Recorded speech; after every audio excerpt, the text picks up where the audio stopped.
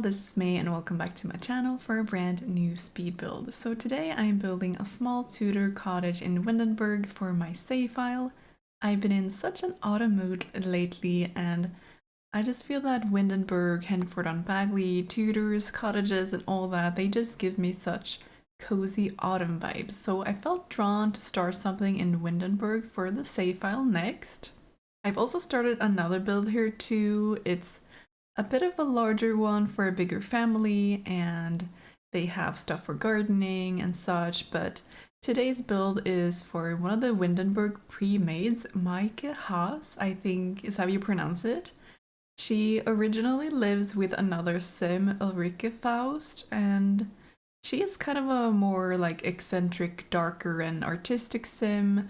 Meanwhile, Micah here is also very artistic, but I decided to split them up, so Ulrike is also going to get her own place. Maybe it's going to be an apartment or something instead. I'll have to see what I can come up with and what I have space for.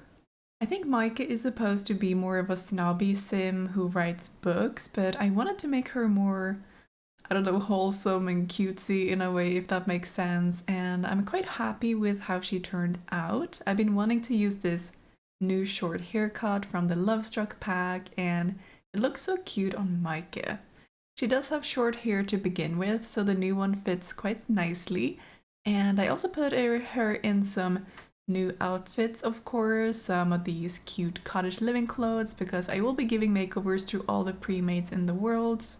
Some pre-mades might not even make it to the final save file, unfortunately, because there are some households that I don't really have a relationship with, like I never see them around and I never play with them. And you might have experienced the same at some point, like who are these sims? So I might just replace some of them, especially in the smaller worlds with fewer lots. I just want to add some more of my own touch to the worlds, if that makes sense. And Windenburg, on the other hand, is quite big, so I think it's one of the worlds with the most lots in the game.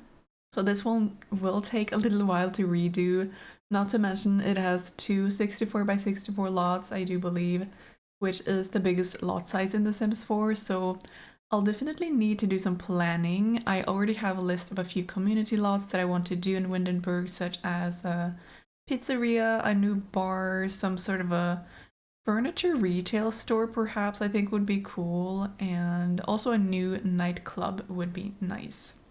Another thing about Windenburg is that one of the neighborhoods or commercial districts is a lot more modern than the other ones, so I think it will be interesting to come up with these different styled builds and try to make them work together. The island district is also a bit more modern, if I remember correctly, with these more modern residential homes, and I love the idea of having modern homes in that sort of an environment, like on the island, so that will also be fun. I have started giving some more pre-made makeovers in Windenburg, such as the Björksen family, and honestly I'm just having a lot of fun making over Sims and making new Sims as well. And speaking about Sims and cats, I do want to remind you, if you haven't watched my previous speed build, of course, is that if you want a chance of having your Sims and households in my save file, I will be checking out the honeymaysims save file hashtag on the gallery, and there you can upload Sims with or without storylines. You can even make base Sims if you want to, and then I can do the rest. And I might end up making a home for them or adding them as NPCs in the save file. And of course, just a quick disclaimer regarding the Sims. Please remember to not use any kits or Journey to Bit 2 for your Sims, since those are the pack restrictions for my save file. So if you would like to upload some Sims, I would really appreciate it, and I can't wait to see what you all end up making. And if I do go back to speaking about Micah, the biggest change is definitely that she's not snobby anymore. She's now got the traits creative, bookworm, and clumsy actually, so I switched out the snob trait. She's still in the writer career, even though I might give her the freelance writer career instead. I'll see what I end up doing, but at least she really loves writing, coming up with stories, and therefore she wants to write and publish her own books. She has the best-selling aspiration too, so that goes hand in hand with that whole idea. I feel like she might be into writing crime in the style of Agatha Christie, or she could be, you know, more into the romantic, like cottage living style kind of stories, if you will. Like romantic stories set in environments like Henford on Bagley or even Windenburg. And talking about Henford on Bagley, one thing I noticed while building here, as a little side note, is that the get together, cottage living, and horse ranch packs, they actually work really well together, like style wise. So I use a lot of those packs here. And another thing I wanted for Maaike, seeing as she's quite the creative soul, is that she's into knitting and cross stitching as well. And I thought she would have her own little business selling these creations, so that's why you'll see a selling table out front of the house, and there's this like sign with a llama on it, maybe with like her little business name or like what you can get there. So I thought that was adorable, and yeah, she gets some extra income from doing that, I would assume. The whole house is coming together though. I don't do Tudor houses quite often or even cottages, but I'm really satisfied with how this turned out. The texture, like the different textures on the outside, work really well together. I put some wisteria vines, I think they're called, on the walls. I found this big well from the Cottage Living Live Edit catalog, and I just like plopped it down on the lot, and there's a few like garden patches, so if Micah would like to grow some berries and make jam, that could be a possibility as well. I often forget we have the ability to like can stuff in The Sims 4 as well as making jam. So we got that in Cottage Living, but it's honestly like such a cute activity. So maybe Maaike has a lot of stuff on her hands. She's quite the busy bee, if you will. And one thing that came with Get Together is the ability to create clubs. So Micah here is actually in the default avant-gardes club. And I haven't looked too closely into that, like what it entails, but I do believe it is a book club or a club for creative people. And I might end up changing up some of the clubs that are already in the game as well as creating new ones across all the worlds. And I really hope there isn't a limit to how many clubs you can have in the Sims. However, I definitely see Maaike being in a book club. Maybe she's even the one hosting the club meetings, like she's the leader of it or something. I think that would be very nice for her, and maybe the club meetings are at her house or they mix it up, like next time they are at another club member's house. I feel like that's quite realistic at least, but Micah's house isn't the biggest, so it might be a bit cramped with too many people. However, there is like an more open back patio space though. It's like closed off with a few windows, but it's not fully closed per se. So there is like a wickered couch back there, but you could always add some more chairs, for example, and the book club can be held there, for example. So that's an option. And also, I can't forget to mention this, but Maaike has a dog. She has an English sheepdog called Bo, and he's just like the cutest little thing ever. He matches the vibes of Maaike a lot, in my opinion. And I just love adding pets to the pre-mades and just in general in the households, like little fur companions. And I did remember to add some things for Bo in the house here, like food bowls, a bed, and a toy box. Originally, I added the big pet bed in Micah's bedroom, but when I went to playtest, she couldn't actually get around to the other side, so I had to move the pet bed into the landing area instead, unfortunately, because I thought it would be really cute if Bo could like sleep in the bedroom, but yeah, maybe he would sleep in the bed, like her bed instead. But I'm actually not sure if the big dogs can do that in the game. I know the cats can at least. And just like, yeah, anyway, I tried my best to make the house look lived in and cozy with different kinds of clutter. This whole house, like it might have a cottagey or even storybook kind of aesthetic to it. The floor plan took me a moment to figure out. It wasn't the easiest to do, and I was dabbling with the idea of having the downstairs more open, but once I placed the staircase down, I went for the good old closed off rooms instead. So there is a separate kitchen and living room, and I really did have to playtest the living room because it's kind of cramped, but luckily my playtest sim was able to get around, and I just went for a mix of different colors, even though I tried to go for some more autumnal, like warmer colors. I was definitely inspired by the colors on the rugs. I usually get inspired by rugs, like it decides the color scheme for the rooms, and I don't know if this is odd, but I always wait with the wallpapers. Like it's almost the last thing I do in a room. And you can't really see it here when I'm decorating because I decorate the rooms off cam just to get like a smoother flow of the footage later and when I'm editing the footage as well. So I finish the rooms, I take the items away, and then I place all the items back in when I'm recording.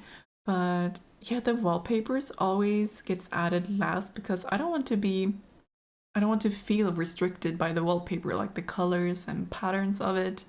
So I rather go by the colors on furniture, like rugs maybe. And I don't know, like wallpapers are just tricky in general for me. I think I would love to have even more wallpapers in the game. It can just be so difficult to choose a wallpaper sometimes. As for the rest of the house, when you enter the house, there is a small entry area. I put in the big wardrobe from the get together pack, so Micah is probably storing some outdoors clothing and other necessary items in there. There is a regular clothing rack here, a big standing mirror, and a small bench for sitting down while putting on your shoes. I feel like that's quite realistic. And the mirror is from the Jungle Adventure pack, by the way. I love the look of it. And I wish we had more of these like big standing mirrors like this one. And also, before I forget, I would also like to mention that two new The Sims 4 kits are coming out this week. I think it's called the Artist Studio Kit and the Storybook Nursery Kit. So if you're planning on getting those, it would mean so much if you would think of me and use my promo code HoneyMay at checkout. It is not a discount code, unfortunately. I really wish it was, but it does directly support me as a creator and the content I make, both here on YouTube and elsewhere, with a percentage of your purchase, and it really does make a difference and it does not go unnoticed at all. So thank you so much if you have either used my code previously or you want to use it now. So yeah, you can use it on all the Sims 4 packs, by the way. So thank you again, and thank you to the EA Creator Network for providing me with my own promo code as well.